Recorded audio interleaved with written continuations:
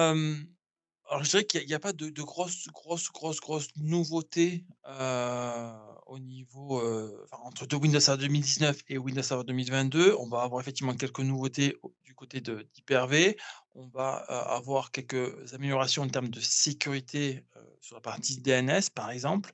Après, c'est vraiment être sur la partie cloud, donc vraiment l'hybridation puisque c'est effectivement, quelque chose qui est très à la mode aujourd'hui chez Microsoft. Donc on va avoir vraiment, plutôt cette partie-là avec de l'Azure Arc, par exemple, donc chose qu'on va retrouver dans mon bouquin.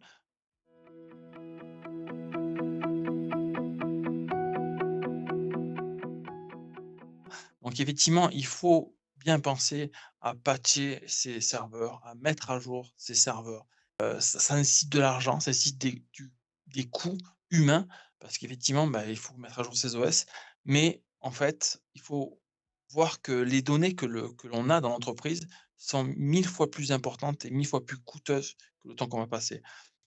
Aujourd'hui, en fait, on a vraiment des professionnels qui sont là et qui connaissent très bien, comment pirater les systèmes, et qui surtout, en fait, n'ont aucun état d'âme, à publier les données. On l'a vu effectivement avec les données de santé, de l'hôpital de Corbeil-Essonnes, donc c'est vraiment super, super important et il faut vraiment faire très attention.